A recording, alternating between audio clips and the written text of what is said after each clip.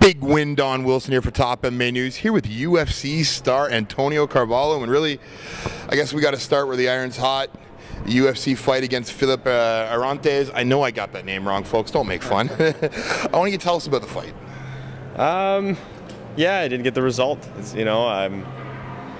I walked out there. I thought I had him in the first, and sometimes when you perhaps I thought too far ahead, and I started to lose control of the fight, and like I said, just all sorts of things started to go wrong, and I did the best that I could at the time. The only thing I could do in the third was just make sure that I kept walking forward and trying to put him away, and gave the fans what they wanted, and the UFC in a sense, I guess, sort of gave me credit for that, for doing what I did, and so yeah, I mean, besides the result, it was a great experience otherwise, for sure. Well, now, I don't know where to go here. It definitely seemed during the first round you had his number. Second round, third round, you seemed to fade and really abandon the ground game in terms of like a punch for punch bout.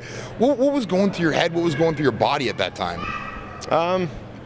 For some reason, after the first round, I couldn't normalize my heart rate. I started to stiffen up, and I don't know. It's one of those things that, it has nothing to do with my training camp. My training camp was great. I got no excuses. Sometimes things just don't pan out, and I knew things were starting to go wrong, and I was the one that made the mistake in the third because I got sort of anxious because I wasn't sure if I won the second, and I just tried to do something different, and I failed miserably, and I paid for it because obviously I got 5 stitches to remember that fight, and by the time I managed to get myself to my feet again, and it was too late. He knew he had the fight in the bag, and he just coasted, and it was a good night for him. For him, I remember the one thing that he did say was it was like winning the World Cup for him. Like it was such a big deal, and all the fans cheering for him. So hey, man, it's his night.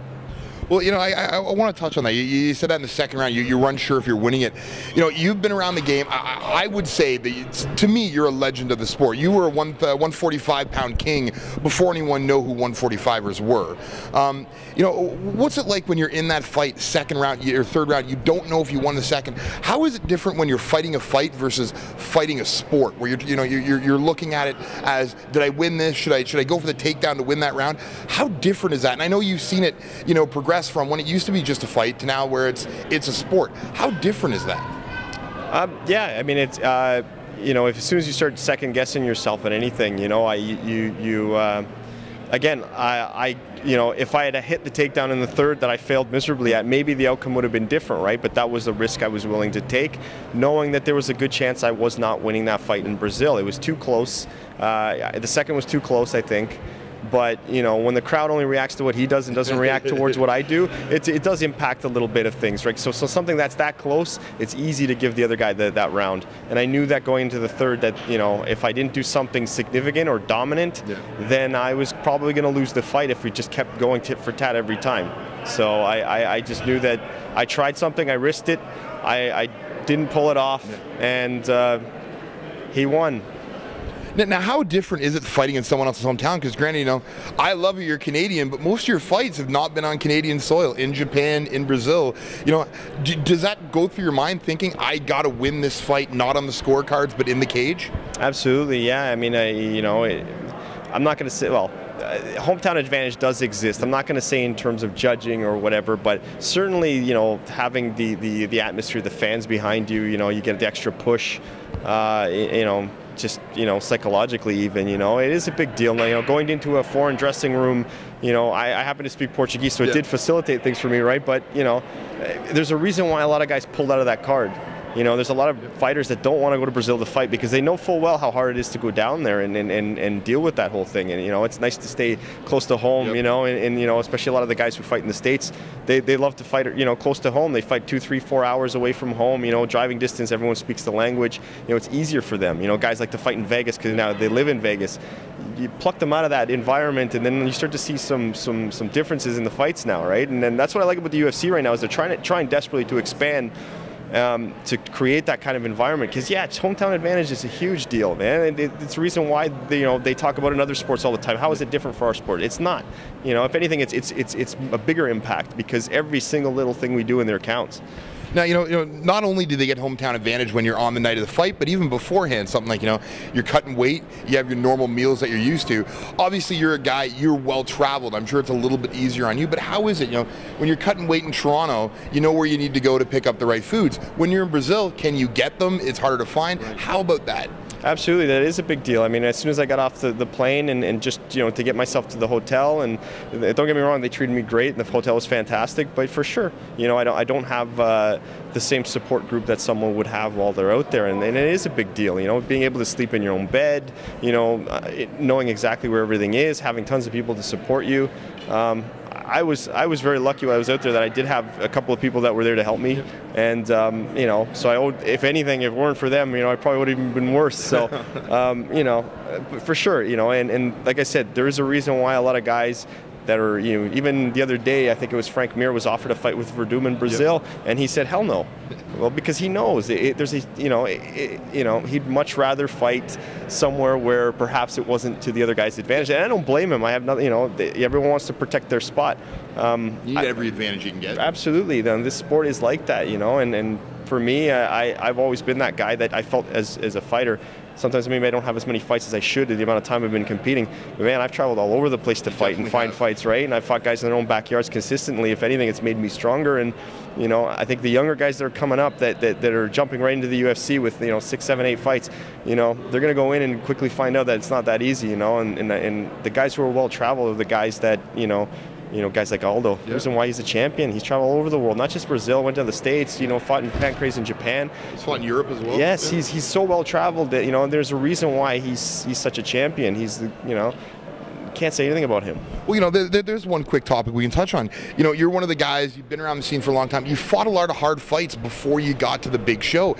What do you think the best road to the UFC is? Is it something like, let's look at it Canadian terms, Jordan Mean fought everybody to get to a Strikeforce contract. You have somebody, and I hate bagging on you, Mitch Clark. I love you. I know how good you are. But, 8 fights in, really his biggest win over a guy that was 6-6. As an older cat in the sport, what do you think about those young guys coming in that really haven't had the big fights or the big tests in their career? I have nothing against whatever road somebody decides. Here's the truth. Yeah. This is how the UFC works. It's all about numbers. You got to get your wins. It's very important. Have a few finishes because they want to see some diversity there. And certainly someone who's, if 2 guys are undefeated and one guy has more finishes, has a couple more exciting fights, then he's likely to get the call as opposed to the guy who just maybe gets the decision. Yeah. The only time it's important to really sort of go for broke and perform is in the UFC in the spotlight. But up until that point, they want to see the numbers, they want to see the finishes. If your record's impeccable, if it's 8-0, 10-0, you're going to get in, and it's that simple. But again, like once you're in there, you're thrown to the dogs. You're fighting the big boys. So no more protection. Yeah. So it depends how you want to do it. I managed to get myself there, and I'd say I took a pretty hard road, and took a long hard road. But the interesting part for me was when I finally got there, I had Sean Shelby was one of the matchmakers. The first thing he said was like, I finally got you, which was pretty cool for me because it means he was always looking for me, and just to see Mark Hominick there and Sam Stout, they kind of we were all hanging out in Brazil, and they kind of said, hey man, you're finally here. This is awesome, and I thought, yeah, this is pretty cool, and just in general, Uriah Faber, another guy who I spoke to, and he said the same thing. He's like, hey, welcome. You're finally here. Where have you been, Well, so your name was perennially on the top of those rankings prior to the division being opened up in the WC and the UFC. Now, I love spitting wisdom with a cat like you, but we got to talk about you. One, how's the leg? How are things going? That's what everyone wants to talk about. How is that? I'm always a work in progress, I mean, I like to think that I'm like fine wine and I'm get better with age, but with that, it means I got to make sure I try to stay as healthy as possible, yeah. Right? I got a lot of mileage. I feel like I'm getting better. Little by little, I'm certain things that used to bug me, they're not bugging me anymore. And especially after the Brazil fight, when I went back to my athletic therapist, she's also an osteopath. Yeah. She kind of looked at me and says, "Wow, you're still a mess." If anything, so. Little by little, my only hope is to get to every fight as healthy as I can and give it my all. Whether or not I'll, have the same attributes I had maybe 5 years ago. One of the things that came up was my speed, and I did look stiff in that fight, and I'm not a slow featherweight. In my heart, I know I'm not a slow featherweight. You know, it just that fight I looked slow, and there's a lot of people, unfortunately, that have judged me based on that fight.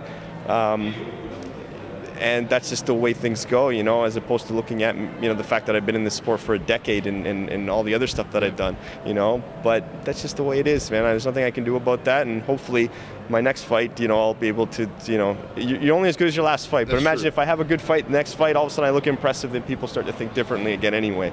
Would you call your last performance classic, Pato, whatever? I always get it wrong. Would you call that last performance that? Because honestly, to me, it definitely looked like first round was classic, but the next 2 rounds, it just wasn't there. Yeah, I mean, I glimpses of it for sure. They were there, but you know, but that's part of being. I think, if anything, it's been, you know, one of my downfalls is, you know, I have to. You got to be consistent, man. The champions are consistent. It's that simple. I'm not consistent. I haven't been consistent. There are moments of I think of brilliance in there, you know, which I'm very proud of. But there are moments that, you know, I falter completely, and it's all on me. And I got no excuses, man. I'm one of those people that always goes home and very honest with myself. And you know, there's a reason why George St. Pierre is a champion, the reason why Anderson Silva is a champion, the reason why Aldo's a champion. These guys don't falter very much, you know, and if they do, they make sure they don't do it again, you know, and I can't say the same for myself. So, you know, if there's a reason why I'm not in a position that perhaps I think I should have been at some point, it's all on me. Gotta say, there's nothing better than hearing a fighter take ownership of that. Love to hear it. Now, before we let you go, I gotta ask, when are we gonna see you next? I know it's not been fully announced. We can't announce nothing here. Can we give the fans a little glimpse, a little tidbit of when we'll be seeing you in action next? Yeah, you'll be seeing me in the summer for sure. Hopefully close to home. You know, we'll see. Beautiful. Fans, hopefully close to home, hopefully in the summer. Couple Canadian cards coming up. Let's hope we see Carvalho on there. Now, before we let you go, family, friends, sponsors you want to give a shout out to? Just everyone from Bruckman Martial Arts, the boys from Iron Tiger Muay Thai, you know, and guys like Lyndon Whitlock and Josh Hill, and I got Frankie Marquez who's fighting here tonight as well. Of course, guys from Grant's MMA. My buddy Joseph Attolini from Ultimate Muay Thai as well. He just won another kickboxing match, Muay Thai match I should say, and he's still undefeated, who's always helping me too, and my wrestling coaches and teammates and everybody. So I'm really happy with the people that I got around me. So well, definitely, you just got a class act of great people around you. As always, Antonio, I just love talking to you, love the words of wisdom from the years you've been in the sport. Once again, big win, Don Wilson. Antonio Carvalho, Top MMA News.